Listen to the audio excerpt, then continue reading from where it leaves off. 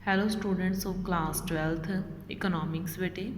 जैसे कि आपका chapter number 2 some basic concept of macroeconomics continuity में है, जिसमें बेटा हमने प्रीवियस वीडियो में आपका ये consumption of fixed capital and capital loss ये दोनों रीड कर लिए थे। आज बेटा हम स्टॉक एंड फ्लो इस चीज़ के बारे में पढ़ेंगे, स्टॉक एंड फ्लो के बारे में पढ़ेंगे बेटा कि स्टॉक किसको बोलते हैं और फ्लो किसको बोलते हैं। तो बेटा हम सबसे पहले स्टॉक की बात करते हैं। Meaning of stock, a stock is a quantity measured at a particular point of time. इसमें ये 3 वर्ड पीछे वाले ध्यान रखने वाले हैं, पॉइंट ऑफ टाइम, क्योंकि आधे बच्चों को स्टॉक एंड फ्लो में इतनी प्रॉब्लम आती है बहुत ज़्यादा, मतलब बच्चों को पता ही नहीं चलता कि मैम स्टॉक में क्या फ़र्क है, फ्लो में क्या फ़र्क है। आपने ना जो स्टॉक की बात कर रहे हो तो आपने 2 चीज़ें ध्यान में रखनी है। एक तो at a point of time, ठीक है ना, at a point of time ये चीज़ आपने ध्यान रखनी है। पॉइंट ऑफ टाइम ये वर्ड तो आपके सबसे इंपॉर्टेंट है, ठीक है ना। एक स्टॉक का आपने हिंदी में मीनिंग याद रखना है कि स्टॉक का मीनिंग क्या होता है। स्टॉक का मीनिंग होता है इकट्ठ यानी कि आप जब चीज़ों को इकट्ठा कर देते हो ना, सॉरी ज़रा मैं इसको अगर बोलूँ तो चीज़ों को स्टोर करके रखना। स्टॉक का मीनिंग होता है स्टोर करके रखना चीज़ों को, है ना, बचा के रखना, ठीक है ना बेटा। तो आपको ये तो पता है कि स्टॉक का मीनिंग क्या हो गया, स्टोर करके रखना, चीज़ों को बचा के रखना। अब ना इसको लिंक जोड़ो अच्छे से, अपने माइंड में भी जोड़ना। अकेला मेरा यही बनाने का ऑब्जेक्टिव नहीं है, आपको भी पता होना चाहिए। देखो स्टॉक, जो स्टॉक होता है वो एक क्वांटिटी है। क्वांटिटी यानी कि ये एक मैथमेटिकल वैल्यू है। मैथमेटिकल का मीनिंग जैसे हम मिलते नहीं 10 किलो, 40 किलो, 50 किलो, 100 किलो, इतने मीटर अकाउंट में आपके पैसों की गिनती 20,000, 30,000, यानी कि एक मैथमेटिकल वैल्यू है ये, ठीक है ना। मेजर्ड यानी कि जिसको मिना जाता है, जिसको मापा जाता है at a particular point of time. इसका मीनिंग क्या है लाइन का। अब जैसे मान लो आपका एक बैंक का अकाउंट है, मैं आपको पूछूं कि आपके बैंक के अकाउंट में 30 तारीख को कितने पैसे थे, ठीक है। तो आप फटाफट क्या करोगे, आपके पास नेट बैंकिंग की फैसिलिटी है, आप अपना नेट से देखोगे अकाउंट और अकाउंट में मुझे बता दोगे कि 30 तारीख को मेरे अकाउंट में इतने पैसे थे। भाई आपने मेरे को तारीख साथ में बताई और आपने मेरे को मैथमेटिक में अपना मेज़र बताया, ठीक है ना। आपने मेरे को तारीख बताई कि इतनी तारीख को मैम मेरे अकाउंट में इतने पैसे थे, तो आपने मैथमेटिकल मुझे बताया कि इतने पैसे थे। भाई देखो 20,000 ये मैथमेटिकल नंबर है जिसको आपने मिना है, आपने देखा है। कौन से दिन, 30 तारीख को देखा है, जो मैंने आपको बोली है। तो जब पॉइंट ऑफ टाइम का मीनिंग क्या हो गया, आपको एक स्पेसिफिक जो है ना तारीख, आपको स्पेसिफिक मंथ, आपको स्पेसिफिक ईयर पता होगा, उसको बोलते हैं point of time. Point of time आपको इंग्लिश में तो पढ़ी है आपने, अगर आपकी इंग्लिश अच्छी है, पॉइंट ऑफ टाइम हो, पीरियड ऑफ टाइम, अगर नहीं अच्छी है तो डोंट वरी, मैं हूँ, ठीक है, मैं आपको समझा रही हूँ तो आप इसको अच्छे से समझ लेना। बस पॉइंट ऑफ टाइम का मीनिंग ये होता है कि एक स्पेसिफिक टाइम पे, ठीक है ना, आपको स्पेशल टाइम का मतलब बच्चे आधे ये ना समझ आए कि 9:30, 10 ये वाला टाइम नहीं बेटा, आपको तारीख वाला टाइम बोल रही हूँ मैं, तारीख वाला टाइम, ये आपको पता होगा, ठीक है ना। जैसे 1 जनवरी 2020 को 20,000 रुपीज़ थे आपके बैंक के अकाउंट में, तो ये मैथमेटिकल मेजरमेंट हो गया। आपने अपने बैंक अकाउंट को चेक करा 1 तारीख को 2020 में 20,000, ये मैथमेटिकल क्वांटिटी हो गई। तो देखो एक स्टॉक जो होता है वो क्वांटिटी होती है, ये क्वांटिटी है ना, मेजर्ड जिसको मीना जाता है at a particular point of time, और ये पॉइंट ऑफ टाइम हो गया, ठीक है ना। आपने अपने बैंक अकाउंट के बैलेंस को इस तारीख को चेक करा, तो ये क्या हो गया, पॉइंट ऑफ टाइम हो गया। समझ में आई बात, ठीक है ना। तो इसको स्टॉक बोला जाता है, ध्यान रखना, ठीक है। और देखो बेटा ऑन जनवरी 10, तो आपने जनवरी 10 को काउंट करा। आप दूसरा जनवरी 10 2020 को आपके अकाउंट में 25,000 रुपये हैं, तो ये क्या हो गया, आपका स्टॉक, पैसे का स्टॉक हो गया कि आपके अकाउंट में 25,000 रुपये का स्टॉक पड़ा है इतनी तारीख को।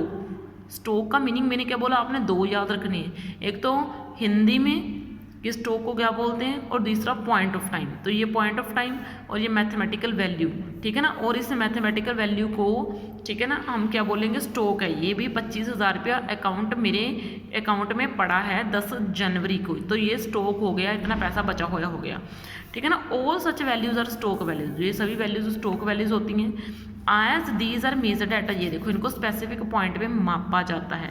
जैसे कैपिटल और क्वांटिटी ऑफ मनी है, ये नोटेबल एग्जांपल्स है। जैसे मैं बोलूँ कि 10 तारीख को मेरे पास इतनी जो है पैसा था, ठीक है ना, तो ये क्या हो गया, ये आपकी एक मैथमेटिकल एग्जांपल हो गई किसकी, स्टॉक की। अब हम फ्लो का मीनिंग समझते हैं। फ्लो का मीनिंग क्या होता है, फ्लो समझते हैं ना आप, पानी। जैसे आप पानी, फ्लो का मीनिंग पानी नहीं बोल रही मैं, पानी से एग्जांपल दे रही हूँ। जैसे एक रिवर होता है, नदी होता है, इसमें फ्लो आगे की तरफ जा रहा है, तो यानी कि फ्लो का मतलब बहते रहना, ठीक है। फ्लो का मीनिंग क्या हो गया, बहते रहना, आते जाना जाते जाना, आते जाना जाते, फ्लो में यानी कि बहते रहना, ठीक है।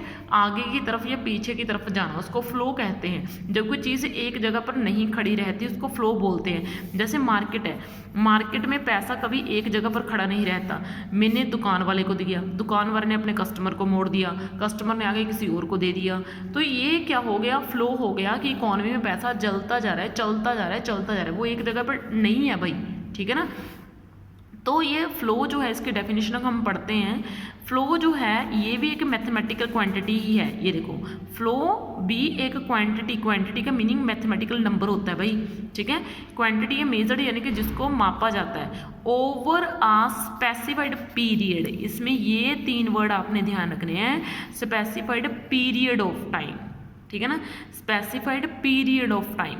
अभी इसमें क्या है, पीरियड ऑफ टाइम और पॉइंट ऑफ टाइम में फ़र्क क्या है। पीरियड ऑफ टाइम में तो आपको स्पेसिफिक मंथ, स्पेसिफिक ईयर दिया हुआ था, लेकिन पीरियड ऑफ टाइम में, सॉरी बेटा, पॉइंट ऑफ टाइम में आपको स्पेसिफिक मंथ और स्पेसिफिक ईयर दिया हुआ था, लेकिन पीरियड ऑफ टाइम में आपको कोई भी डेट मेंशन नहीं होगी कि इतनी तारीख को आपके अकाउंट में इतने पैसे हैं।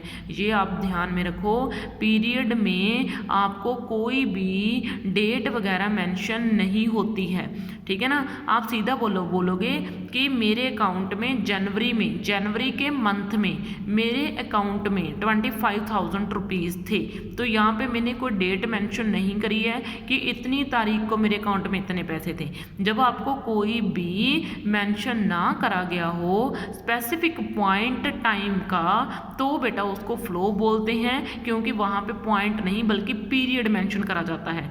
पीरियड का मीनिंग क्या होता है, लंबा टाइम, और पॉइंट का मीनिंग होता है एक स्पेसिफिक टाइम, एक स्पेसिफिक डेट क्या हो गई पॉइंट, एक स्पेसिफिक मंथ क्या हो गया, वो पीरियड हो गया, क्योंकि उस मंथ में कभी भी हो सकता है। मैंने बोला मेरे अकाउंट में 25,000 रुपये जनवरी के मंथ में थे, तो जनवरी के कौन सी डेट को थे वो तो नहीं ना मुझे दिया गया, तो मुझे पॉइंट नहीं दिया गया, मुझे पीरियड दे दिया गया कि उस पूरे मंथ के दौरान मेरे अकाउंट में 25,000 थे। समझ में आई बात। तो देखो बेटा इसने एक एग्जांपल दिया है, तो देखो you may be getting 1500 per month. देखो आपको हर मंथ 1500 मिलता है, ठीक है, एज पॉकेट अलाउंस, आपकी पॉकेट मनी मिलती है।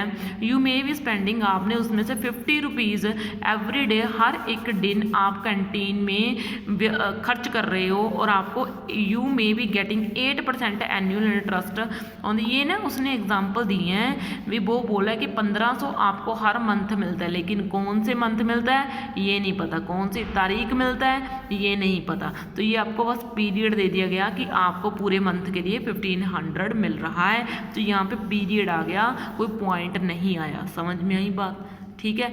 और ये फ्लो भी है क्योंकि आपको पॉकेट मनी मिल रही है, तो पॉकेट मनी को आप मार्केट में उतारोगे, मार्केट में यूज़ करोगे, आप उसको खर्च करोगे। समझ में आई बात। तो ये चीज़ें फ्लो हो गई। स्टॉक का मीनिंग आपका पैसा बाहर नहीं जाएगा, फ्लो का मीनिंग आपका पैसा मार्केट में उतरेगा।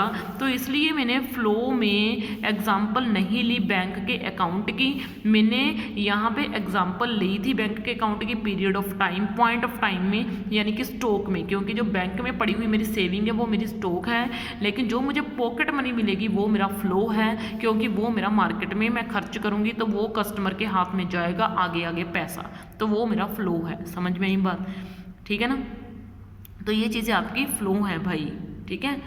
तो ये आपने फ्लो और स्टॉक का कंसेप्ट माइंड में रखना है। अब देखो कुछ एग्जांपल्स दी गई हैं मुझे स्टॉक और फ्लो की, मुझे इसको अच्छे से समझना है, ठीक है। तो देखो बेटा, स्टॉक एंड फ्लो में ये वेल्थ, जो मेरा पैसा बचा के रखा हुआ तो वो मेरा क्या हो गया, स्टॉक। वेल्थ और इनकम में फ़र्क है भाई।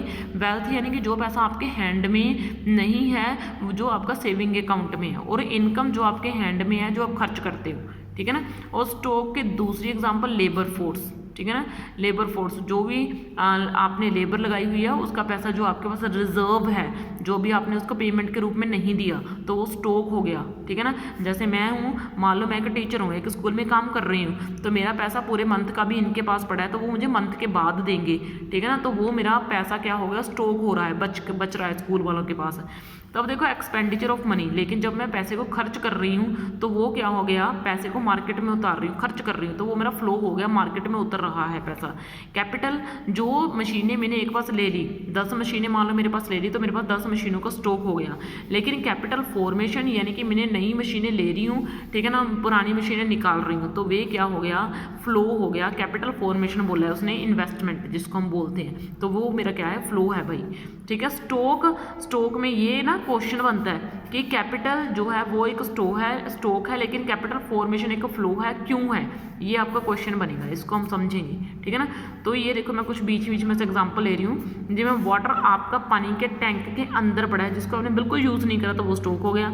और जो पानी का टैंक लीक कर रहा है, उसमें से पानी निकल रहा है, तो वो क्या हो गया, फ्लो हो गया। समझ में नहीं बात, ऐसी कुछ चीज़ें हैं, ओके। तो बेटा आज मैंने आपको स्टॉक और फ्लो का कंसेप्ट समझा दिया, नेक्स्ट में हम इसका डिफरेंस समझेंगे। ओके बेटा, थैंक यू।